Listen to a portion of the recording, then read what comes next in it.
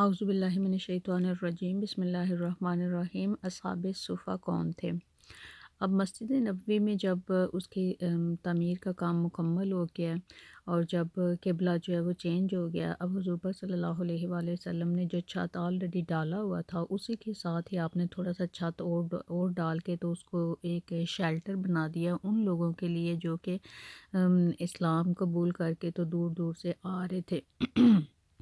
کیونکہ جو مواحات یعنی کہ مہاجرین اور انصار کا جو حضور پاک صلی اللہ علیہ وسلم نے بھائی چارہ قائم کیا تھا، اس میں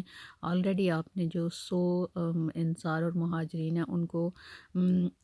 بھائی بھائی بنا دیا تھا۔ ابھی جو اور لوگ آ رہے تھے ان کے لیے بھی جگہ چاہیے تھی رہنے کے لیے، تو اس کے لیے حضور پاک صلی اللہ علیہ وسلم نے مسجد نبوی کے ساتھ ہی ایک جگہ بنا دی تھی جس کو صفہ کہا جاتا تھا،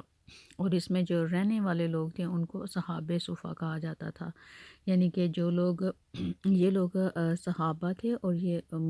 صحابہ کی جو وہ ایک کریم تھی اس میں تھے، کیونکہ یہ لوگ ادھر ہی رہتے تھے۔ حضور پاک صلی اللہ علیہ وسلم کا زیادہ ٹائم جو ہے وہ مسجد نبوی میں گزرتا تھا، تو ان لوگوں کا زیادہ ٹائم بھی آپ صلی اللہ علیہ وآلہ وسلم کے ساتھ گزرتا تھا۔ صحابہ صفہ میں سے کچھ جو تھے انہوں نے جب اسلام قبول کیا تو اپنا سارا جو مال و اسباب ہے اللہ تعالیٰ کی راہ میں دے دیا، تو ابھی یہ لوگ تھے قسم پرسی کی حالت میں جو ہے وہ ادھر رہ رہے تھے، اور حضور پاک صلی اللہ علیہ وآلہ وسلم جو ہے ان کا بہت زیادہ خیال رکھتے تھے۔ تو ایک جنگ کے موقع پہ جو ہے وہ کافی زیادہ قیدی جب آئے ہیں تو حضرت فاطمہ جو ہیں وہ اس وقت حضرت امام حسین پیدا ہوئے تھے، حضرت فاطمہ حضور پاک صلی اللہ علیہ وآلہ وسلم کے پاس آئی ہیں اور انہوں نے کہا ہے کہ آپ کے پاس اتنے قیدی آئے ہیں تو مجھے ایک گھر کے کام کاج کے مدد کے لیے کوئی ایک بندہ مجھے دے دے۔ تو حضور پاک صلی اللہ علیہ وآلہ وسلم نے کہا ہے کہ میں کیسے تمہیں بندہ دے دوں جبکہ صحابہ صفہ کے پاس کچھ کھانے کے لیے بھی نہیں ہے۔ جبکہ حضور پاک صلی اللہ علیہ وآلہ وسلم ہم سب کو پتہ ہے کہ حضرت فاطمہ کے ساتھ جو ہے وہ بہت زیادہ پیار کرتے تھے، اور جو مشہور صحابہ صفہ ان میں جو حضرت ابو ہریرہ ہے وہ بھی صحابہ صفہ میں سے تھے۔ حضرت ابو ہریرہ کا جو اصل نام ہے وہ عبد الرحمن تھا اور وہ یمن سے تھے، اور ان کی جو والدہ تھی وہ جب مدینے آئی ہیں تو انہوں نے آ کے مدینے میں اپنا گھر خریدا، لیکن جو حضرت ابو ہریرہ ہیں انہوں نے اپنی ترجیح دی ہے کہ وہ صفہ میں رہیں بجائے اپنے گھر میں رہنے کے۔ اور ایک دفعہ حضرت ابو ہریرہ جو ہیں وہ صحیح بخاری میں بیان کرتے ہیں کہ میں اپنے ساتھی صحابہ کے ساتھ ان کے گھر کے دروازے تک جاتا تھا، اور دل میں میرے یہ ہوتا تھا کہ کاش یہ لوگ کہہ دیں گے کہ آؤ اور ہمارے ساتھ بیٹھ کے تو کھانا کھا لو۔ وہ کہتے ہیں کہ اس طرح ہمارے حالات جو تھے وہ اس وقت تھے۔ یہ صحیح بخاری میں خود حضرت جو ابو ہریرہ ہیں وہ بیان کرتے ہیں۔ اور ایک اور حدیث جو ہے انہوں نے نریٹ کی ہے صحیح بخاری میں، وہ کہتے ہیں کہ ایک دن مجھے بہت زیادہ بھوک لگی ہوئی تھی اور ہمارے پاس کچھ بھی کھانے کے لیے نہیں تھا، تو پھر حضور پاک صلی اللہ علیہ وآلہ وسلم آ گیا، وہ مجھے لے کے تو اپنے ساتھ گھر گئے ہیں، اور گھر جا کے انہوں نے حضرت عائشہ سے پوچھا کہ گھر میں کچھ کھانے کے لیے آیا، تو انہوں نے کہا ہے کہ انصار جو ہیں ساتھ والے انہوں نے دودھ کا ایک گلاس دے کے بھیجا ہے۔ تو وہ کہتے ہیں وہ گلاس حضور پاک صلی اللہ علیہ وسلم نے رکھا ہے اور مجھے کہا ہے کہ جاؤ جا کے تو دوسرے جو صحابہ صفہ ہیں ان کو بھی لے آؤ۔ تو وہ کہتے ہیں کہ میرے دل میں یہ خیال آیا کہ مجھے اتنی بھوک لگی ہے تو یہ دودھ تو مجھے چاہیے تھا، لیکن کہتے ہیں کہ میں نے آپ کا حکم جو ہے اس کی تعمیل کرنی تھی تو میں گیا اور جا کے ان کو بھی، وہ کہتے ہیں اس وقت 40 کے قریب جو صحابہ صفہ ہیں اس وقت ادھر موجود تھے، یعنی کہ ان کی تعداد جو ہے وہ گھٹتی بڑھتی رہتی تھی۔ وہ کہتے ہیں وہ سب آئے ہیں، آ کے بیٹھے ہیں، اور وہ جو دودھ کا ایک گلاس تھا وہ کہتے ہیں کہ حضور پاک صلی اللہ علیہ وآلہ وسلم نے مجھے کہا ہے کہ ان کو جو ہے یہ دودھ دو۔ وہ کہتے ہیں میں نے ایک ایک کر کے وہ ایک جو دودھ کا گلاس تھا وہ میں نے ایک ایک کر کے سب کو دیا ہے اور سب نے پیا ہے۔ اور کہتے ہیں جب سب نے پی لیا اور میں نے گلاس دیکھا ہے اور حضور پاک صلی اللہ علیہ وسلم کو جب میں نے دیا ہے تو وہ بالکل ایسے ہی بھرا ہوا تھا کہ جیسے ان کو دیا ہے میں نے۔ تو کہتے ہیں کہ پھر حضور پاک صلی اللہ علیہ وسلم نے مجھے کہا ہے کہ تم بھی دودھ پی لو۔ کہتے ہیں کہ پھر میں نے دودھ پیا، پھر آپ نے کہا ہے کہ اور پی لو۔ کہتے ہیں پھر میں نے پیا 2-3 دفعہ، وہ کہتے ہیں مجھے حضور پاک صلی اللہ علیہ وسلم نے کہا ہے کہ اور پیو، تو وہ کہتے ہیں میں نے اتنا زیادہ پی لیا، میں نے کہا یا رسول اللہ ابھی تو میرے پیٹ میں اتنی جگہ بھی نہیں ہے کہ میں اور پی سکوں۔ تو وہ کہتے ہیں جب ہم سب لوگ پی چکے ہیں تو اس کے بعد حضور پاک صلی اللہ علیہ وآلہ وسلم جو ہیں انہوں نے بھی وہی دودھ پیا، یعنی کہ آپ دیکھیں کہ ان کا ایک یہ معجزہ ہے کہ ایک دودھ کا گلاس جو ہے وہ کتنے لوگوں نے پیا ہے، اور دیکھیں کہ حضور پاک صلی اللہ علیہ وسلم نے سب کو پلا کے تو اینڈ میں جو ہے خود انہوں نے دودھ پیا ہے۔ अभी जो हज़रत अबू हुरैरा हैं वो कहते हैं कि